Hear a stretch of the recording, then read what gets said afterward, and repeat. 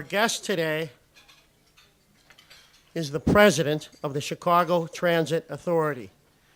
His 30-plus years of public service has included service at every level of government: city, county, state, and federal. Prior to becoming president of the CTA, our guest today served as Assistant Secretary for Transportation Policy in President Clinton's administration. Our guest today is also an affiliated professor of public policy at the University of Chicago. Ladies and gentlemen, please welcome to the City Club of Chicago, the president of the Chicago Transit Authority, Frank Kruesi. Frank? You're going to do the question.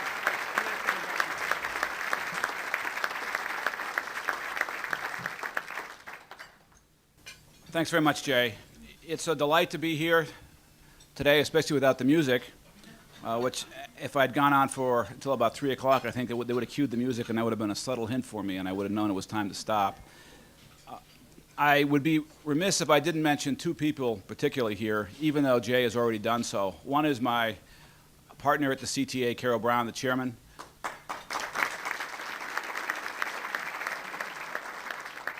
And we try not to sit together too much in public events because we have too good a time together. So we try to be careful about that. And then, of course, Nick Zagota, also a board member. So thank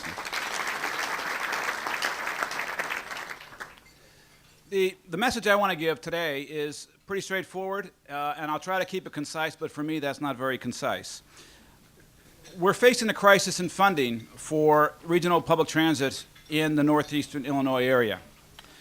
Without legislative action this spring to address this crisis, everyone who lives and works in our six-county area will be affected. Ensuring the future of our regional transit system should matter to every one of us. In fact, on an average weekday, CTA, Metra, and PACE together provide nearly 2 million rides from destinations throughout the six-county region. That's why at CTA, we're urging our leaders in Springfield to provide more funding for public transit this year and to address the issue of long-term funding reform. That's why I'm also trying to get the message out to you, those who care about the issues and have a passion for making government process and policies work. I'm going to focus my remarks today on three key areas. First, why we have a transportation funding crisis in the region. Second, why you should care about it. And three, what can be done about it. While I will speak from my position as president of the CTA, let me be clear that this is a regional issue, and any solution to this issue must be framed from a regional perspective. There's a misrepresentation and a misperception that the CTA is only for the city of Chicago. In reality, the CTA provides nearly half of all suburban-related transit trips. Our presence is widespread, even in some suburban communities not directly served by CTA. CTA provides essential connections with Metra and PACE. Many suburbanites also drive to CTA rail stations. CTA customers live throughout the six-county RTA region, including the collar counties. To understand why we have a transportation funding crisis in our region today, it's important to understand how public transit is currently funded in Northeast Illinois. As is the case with other public transit agencies, CTA has both an operating and a capital budget. Capital funds are primarily provided by the federal government. They're earmarked for specific capital expenses, such as construction and renovation projects, and they're not meant to be used for operating purposes. Operating funds come from self-generation, the sales tax, and state and local governmental subsidies. These funds are for day-to-day operations, like wages, fuel, and facilities maintenance. The federal government stopped providing operating funds to large transit agencies beginning in 1995, phased out completely by 1998. Congress currently has no plans to restore them. The RTA, the Regional Transportation Authority, which is the financial oversight agency for CTA, Metra, and PACE, represented here today by Paula Theobald. Thanks for coming, Paula. Appreciate it.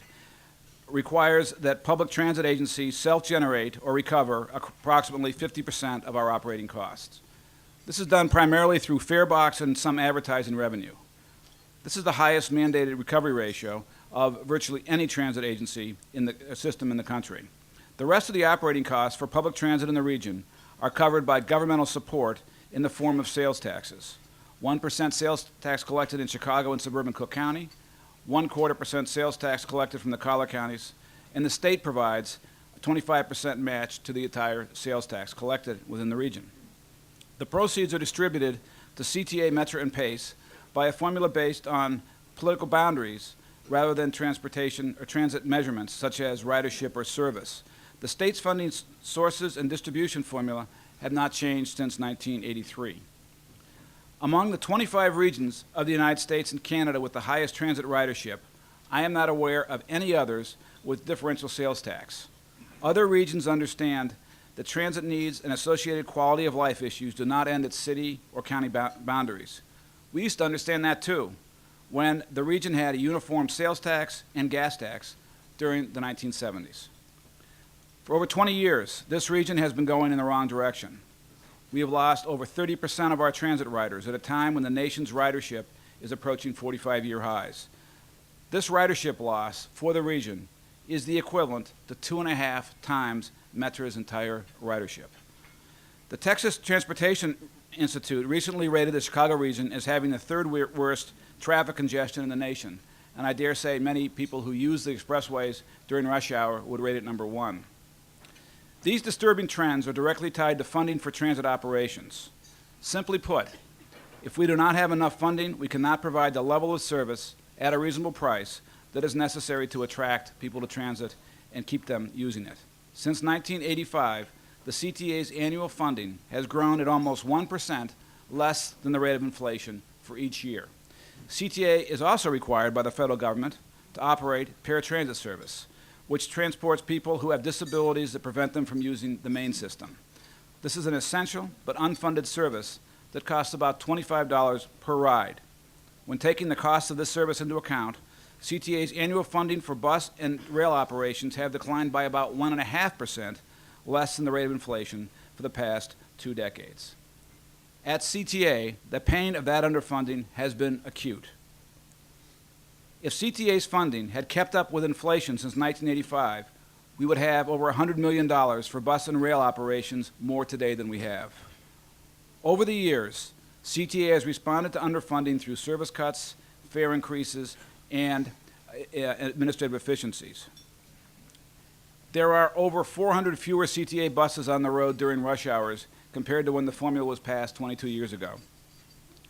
With a $2 base fare planned to go into effect on July 17th, fares will have gone up 122% since 1985, far exceeding inflation. This is not the way to attract ridership or reduce traffic congestion. For CTA customers and for the region, this must stop. It is time to address the structural problems with this region's transit funding. I want to be very clear. I do not support taking money away from Metra or PACE to fund CTA. That's a bad solution.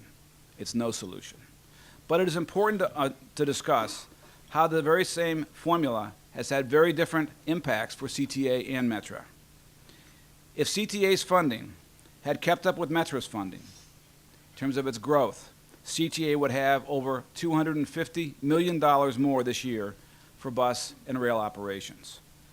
If our fares had increased the same rate as Metra, they would be $1.10 now instead of $1.75, soon to be $2.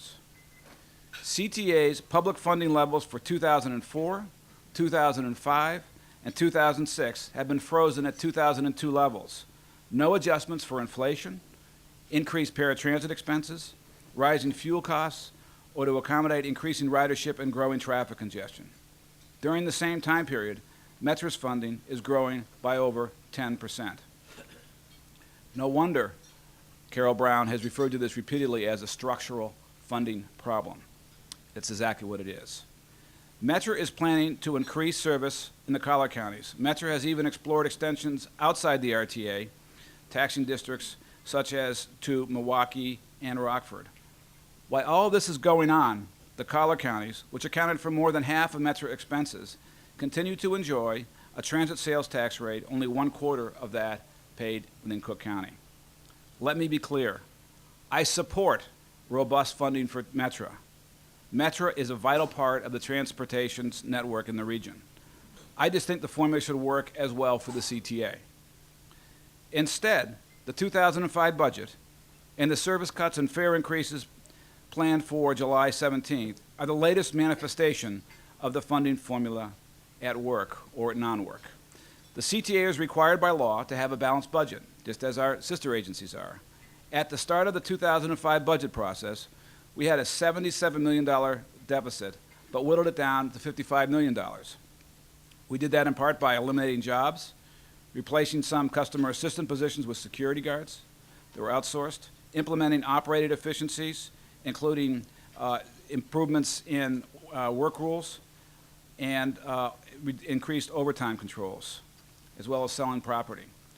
We intend to make up the rest of this shortfall through service cutbacks in January of this year. We intended to make up the rest of this service shortfall through service cutbacks in January of this year to balance our budget. At the request of key state legislators, the board postponed this potential service cuts and fare increases until July in order to give the Illinois General Assembly time to address transit funding. That July date is fast approaching. We do not want to make these drastic fare reductions, but we have to prepare for them in the event the General Assembly does not act. The board has had to make a decision now in order to allow sufficient time to develop new schedules and to notify everyone who will be affected. We know that we have a responsibility to make sure our own financial house is in order before we seek additional funding. We have done that. Since 1997, the CTA has reduced operating expenses by more than $760 million. That's a huge number. You don't achieve that by taking baby steps. We have implemented cost savings and management improvements at CTA from top to bottom. We have streamlined departments and combined them, privatized functions, clamped down on overtime and salary increases. Our non-union employees, for example, have had their salaries frozen since 2003. There have been no cost of living adjustments, nothing. We've tightened the controls over workers' compensation expenses and eliminated more than 1,000 positions. We've also carefully analyzed our operations, and we make extensive use of technology so we can provide better service and save money. CTA was one of the pioneering agencies in making use of technology for fare collection. By introducing smart fare cards, CTA has been able to reduce operating expenses by $11 million a year, keep more accurate records, provide customers with a faster, easier way to pay, and improve service by speeding up the boarding process. Another efficiency made possible through the electronic fare collection system was the transition of all rail lines to one-person operations. By automating fare collection, we ended manual fare collection and eliminated the conductor position without compromising safety. This has saved the CTA $13 million annually. And although it's always difficult to do so, we have made the hard decisions to cut back personnel. When the funding situation reached crisis proportions last year, we cut 446 non-operating positions and laid off employees. We are eliminating 250 more non-operating positions this year as part of our ongoing efficiency efforts. Without these internal cost control efforts, CTA's budget for 2005 would have been $120 million higher and our funding crisis even greater. We achieved all of these efficiencies while adding new services and improving existing ones. Since 1998, the CTA has made service improvements on 68% of its bus routes and on all of its rail lines. Because of improvements we've made in the cleanliness, punctuality, and reliability of service, this has paid off in the area that matters most of all, increased ridership since 1998. The CTA has gained riders in 6 of the past 7 years. We have achieved the longest period of sustained ridership growth in at least 40 years at the CTA. We are off to a very promising start this year with ridership up 4% in the first 2 months of the year. So the CTA is doing more with less while improving revenue service and ridership, and we will continue to manage even better. Building on the Booz Allen Hamilton report on efficiency back in 1997, we recently retained a professional consulting team headed by AECOM to build on our ongoing review of operations. They are bringing a fresh perspective and will recommend additional steps we can take to reduce or control costs. We are committed to continue to find ways to increase efficiency and control costs, even if the funding levels of CTA are increased. After all, Continually working to improve efficiency is a process that never ends at any agency. While we do not want to implement fare increases, service cuts, and layoffs, we have to prepare for them now in case the General Assembly does not act. As you may know, our board met on April 13th to decide among 5 different scenarios CTA staff had proposed for achieving a balanced budget. After careful analysis, the board recommended a hybrid of 2 of the original scenarios presented by CTA staff. The board voted to both reduce service levels and raise fares for cash customers and rail customers who pay with a transit card while retaining overnight service. That final decision best met the principles set by our board at the start of its process back in January. First, maintain as much availability as possible for transit-dependent customers, those who had no way but transit to get around within the region. 2, maintain regional connections where possible, connections with our sister agencies, Metra and PACE, and within our own system. Spread the burden of the cost reductions in an equitable manner. Let me explain in a little more detail exactly what that decision will mean to you and the other people who live and work in our region. Weekday and Saturday service levels will be reduced to match the level of service currently offered on Sunday. Wait times are expected to increase by approximately 68%. A total of 54 bus routes will be eliminated, including most express bus routes and the Purple Line Express. The board voted to provide some service 24 hours a day to maintain basic mobility because of certain workers, such as nurses, custodians, and other shift workers, often have no other transportation alternatives. Nevertheless, service frequency will be reduced throughout the CTA system. Hours of operation also will be reduced on those bus and rail routes that do not currently provide overnight service. You may be wondering why our board decided to retain so much off-peak service when peak hour ridership is the highest. The fact is that CTA's operating costs are higher during peak hours. Our fleet size and the number of maintenance and operation staffs are all driven by the amount of peak hour service CTA provides. In addition, CTA must pay operating employees higher rates for operating split morning and afternoon shifts. The board also decided to raise certain fares to allow for overnight service and slightly higher service levels than originally proposed on the Sunday service plan. Fares will increase from $1.75 to $2 for cash-paying customers and for rail customers who use transit cards. And transfers will no longer be sold to customers paying cash. Customers who use passes, Chicago cards, and Chicago Card Plus, and bus customers who use transit cards will not be impacted. Prices for passes will remain the same. The reduced fares available for seniors, students, and customers with disabilities will increase from 85 cents to $1 for those who pay cash, and they will be unable to purchase transfers. The reduced fare will remain at 85 cents for customers using cards, and transfers will still cost 15 cents. You may be wondering why the CTA must take such drastic steps to close a $55 million shortfall out of an approximately $900 million budget. There are a couple of reasons for this. Because we agreed to postpone the service cuts from January to July, we have only 5.5 months instead of 12 to close a $55 million shortfall and end the year with a balanced budget. CTA must save a net of $55 million. Service cuts result in lost ridership, which means less fare revenue. Therefore, more than $55 million worth of service must be cut to offset lost fare revenue. These steps, unfortunately, are likely to result in a continuing downward spiral of lost ridership, less service, and higher fares. We estimate that these service reductions will ultimately result in the elimination of about 2,000 jobs at CTA. We must now start to prepare for these layoffs. No one wants to cut service. Developing these contingency plans has been one of the most gut-wrenching experiences in my 3 decades of public service, and I know other people at the CTA who went through this felt the same way. We have worked very hard to avoid doing them, including giving the legislature in Springfield more time to act. These are a last resort. Let me be clear.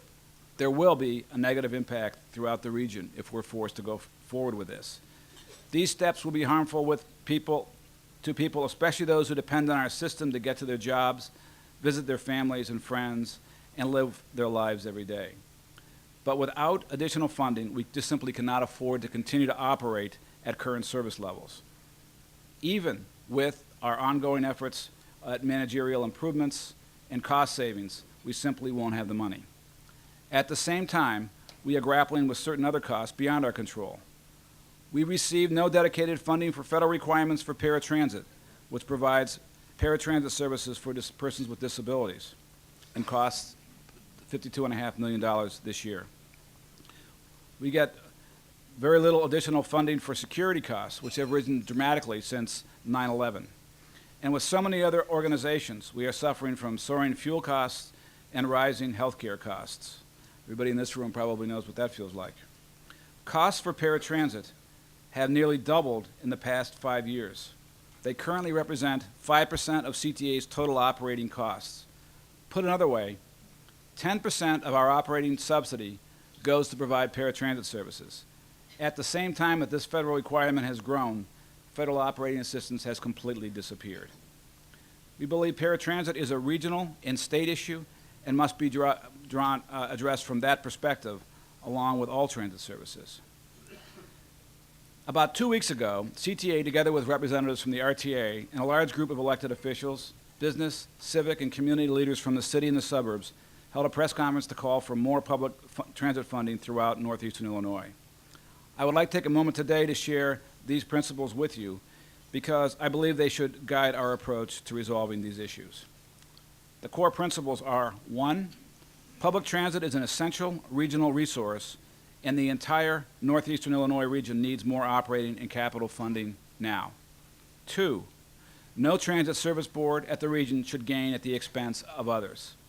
3, a healthy transit system curbs traffic congestion and pollution while improving mobility, economic competitiveness, and the quality of life for all the people in the region.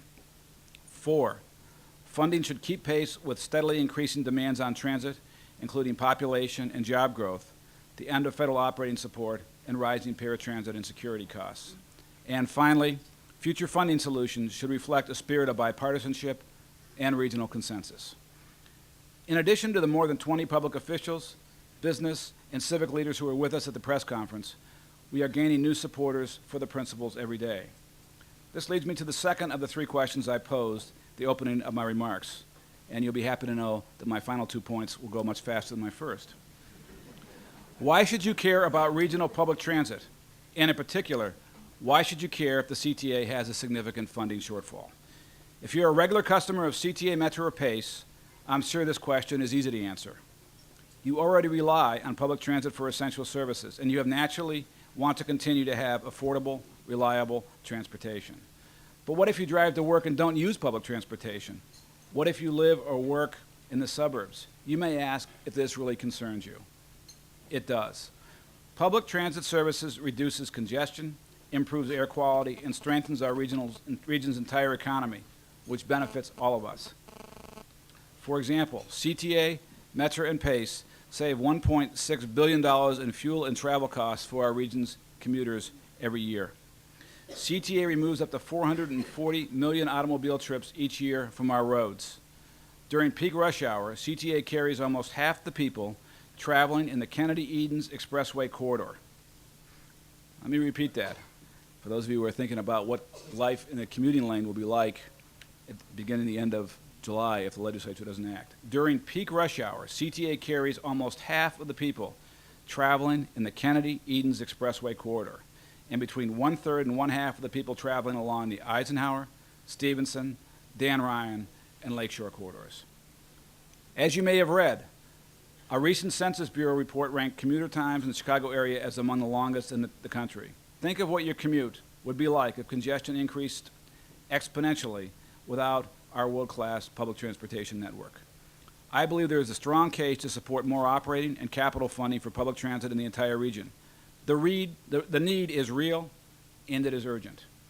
And for anyone in the region who is involved in transit issues, it should have become even more urgent last week when a federal civil rights lawsuit was filed against the RTA equivalent in San Francisco for alleging discriminatory funding practices. The lawsuit argues that the bus system that serves lower income and minority communities in the San Francisco area receives less funding than other transit systems in the Bay Area that serve more affluent and predominantly white communities. The lead attorney in that suit, a former Justice Department official, was successful with a similar lawsuit in the early 1990s in Los Angeles. It is naive to believe that they won't, or someone else won't turn their attention here as well. And the fact is, many of the same circumstances that they are targeting in other cities and regions also exist here. Under federal rules, each transit system must adhere to what are called Title VI and environmental justice requirements. These rules exist to ensure that service is delivered equitably and that minority communities, low-income communities are not adversely affected when service is cut or fares increase. At the CTA, we always analyze any service changes and fare increases against these requirements to make sure we comply. And I'm sure that Metra and PACE do the same. So as individual agencies serving our respective areas, we must meet the same requirements. The difference with these lawsuits is that they step back and look at funding levels across an entire region. If you applied their approach here, for example, one wouldn't look at the impact on CTA's proposed service cuts just on the CTA service areas, but rather at the entire region in order to assess whether low-income or minority communities were being disproportionately affected by the way in which transit is funded regionally. The results would be striking. I point this out not to be an alarmist, but to be a realist. These lawsuits have shined the spotlight on regional impacts of transit funding. If we are to avoid a similar suit here, we would do well not to repeat the mistakes of other regions. We need to find a way to fund transit that is fair to everyone in the region.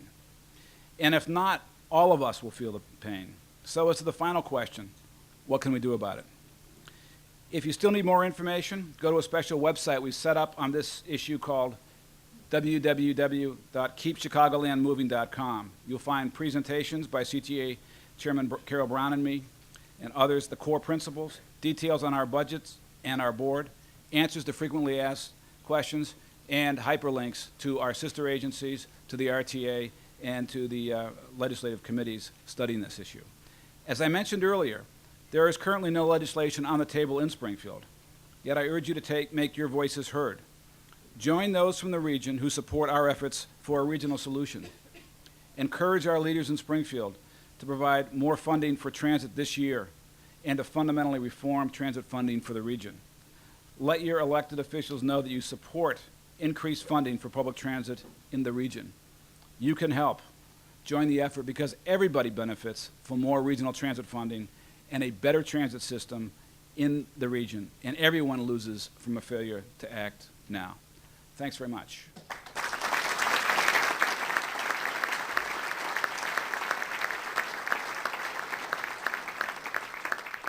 Now, if anybody has any questions, feel free. Jay has, I guess, let me control the mic, which is a scary thing, but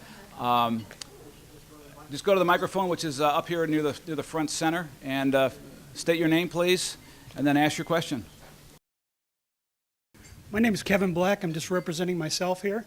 I'm one of your riders. I ride 5 days a week on the in town to Addison Red Line, and I can't help but have a sense of wonder at the CTA system. It makes me wonder why we're waiting till this time to have these, cuts when, you started staff cuts last year. Is that what you said in your speech? No, I said that last year we had 446 positions cut. In total, we've cut over 1,000 positions. Well, again, I wonder why, things like this happen now, because, you've had a bunch of years to plan for this. You knew you weren't going to get any more money. You knew that, ridership was going to increase. I can tell you one way to get more people riding, be on time. You talked about being dependent on the transit system. Part of that is being dependable. One of my favorite things is what I call triple play. I live around Wrigley Field, and my triple play is I see no buses for an hour, and then I see 3 buses in a row that are almost empty, or 1 bus full, 2 buses empty, and essentially they're not spaced out. That's one of my favorite things. Another favorite thing is when I go to the Addison Street station and I see that for 3 months now in one of the stairways down, there's no lights. I've called and complained. It's all about those little things that keep people riding that essentially make a transit system or break it. And I went ahead and did my thing to talk to my legislative officials, and I said, don't give them any more money until they use what they have effectively. I'd like to see an audit. I understand you guys haven't had an audit in a few years on your funds either. Is that right? No, we've actually been audited in excess of 200 times since I've been president of the CTA in 1997. So there's a lot of audits. That's an interesting suggestion, but that's not correct. Okay. Well, again, I'd like to see, people are leaving your system because they can't depend on the bus or the train being there at the time. I know for 2 years I've ridden the Red Line every morning between about 7:30 and about 8:30, and the lack of trains running on time. There's one switch, from Addison all the way into town, and yet you'll see trains stop in the middle of there when there's, hasn't been a train for 15 minutes, and you wonder about that. You wonder about things like my triple play on buses. You wonder about, a lot of these things that don't seem to happen. I wonder why my station has been painted like 6 times in the past month. I wonder why they, put I wonder why they spray washed the platform during rush hour. That just doesn't make sense to me. Water all over, people running over hoses, that sort of stuff. When does that, small things, do? Is that it for the questions? Yeah. Okay. I'm not sure I'll be able to answer all of them, but let me give it a shot. First of all, the question of why, when this has been developing for many years, did we not sound the alarm earlier? The answer is we have sounded the alarm earlier. When I came to the CTA in 1997, Dave Messina, my predecessor, said to me that the wheels would fall off the funding in 1999. I have, in fact, made public comments since 1998 that there was a developing crisis. I've been saying it repeatedly. People are paying attention because the consequence of that crisis is now upon us, and we can't deal with it anymore. The fact of the matter is, as I said, we have cut over $750 million out of our budget through efficiencies. The kinds of experiences you've had in terms of riding, obviously, I'm not happy to hear. And I appreciate you letting me know that. Why don't you, next time that happens, just give me a call, and let me in 312-681-5000. Feel free to call me directly. That's my direct line. But in general, I would say the fact is people are riding the CTA more. As I say, we've seen ridership increases. But the fact of the matter is we've been seeing a reduction in the amount of money we have available to operate the system. So if questions of improvements of efficiencies, improvements in operations, our obligation is to have on-time, clean, safe, and friendly service. To the extent we're failing on that, that's a problem. But I will say our ridership growth is suggesting that we're doing pretty well with what we've got. There's always room for improvement, and I appreciate your comments on that. Okay. President Kruesi, as you would know from your affiliation, I think, with the University of Chicago, most economists, and especially those at the University of Chicago, suggest peak load pricing for service providers such as the CTA.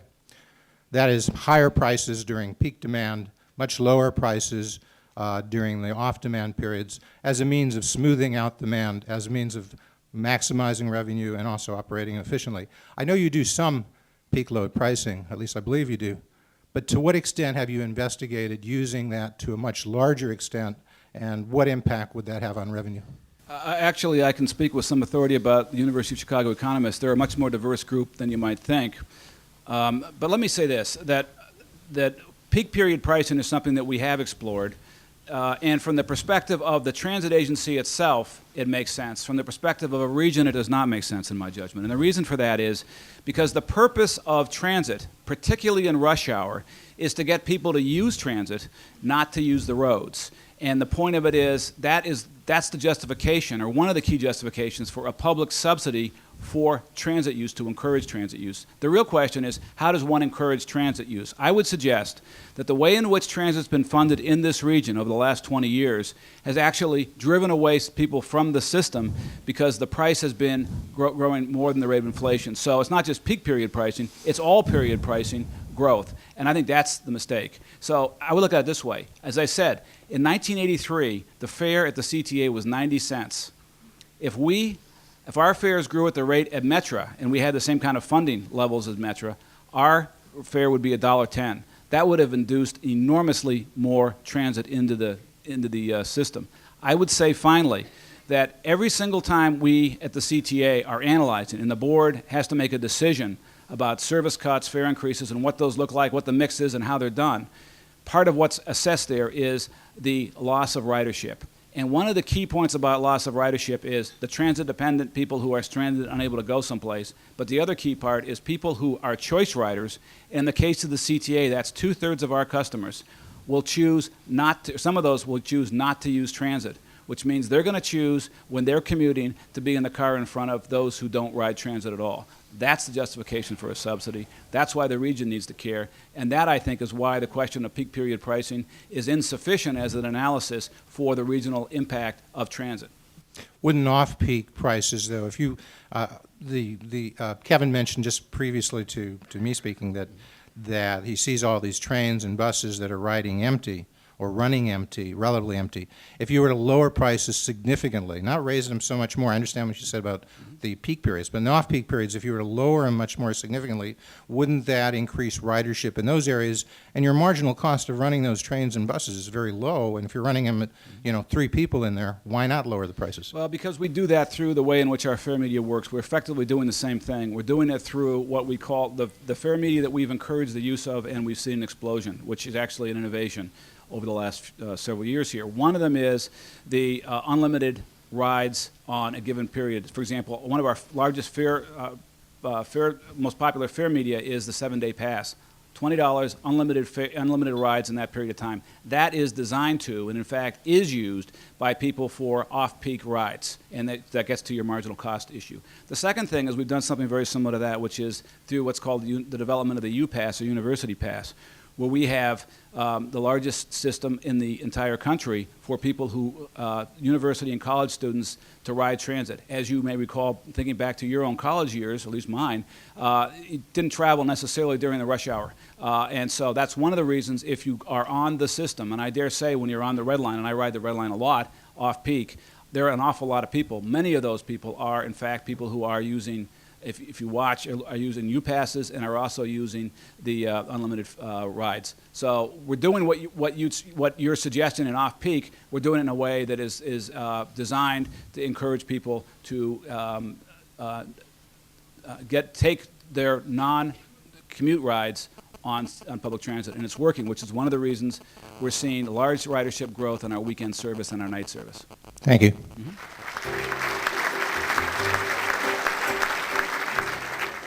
Give him a round of applause. On behalf of the board of directors, here's your book, your membership, your book, a mug. There we go. Thank you, Frank Kruesi. Thank you very much. Meeting adjourned.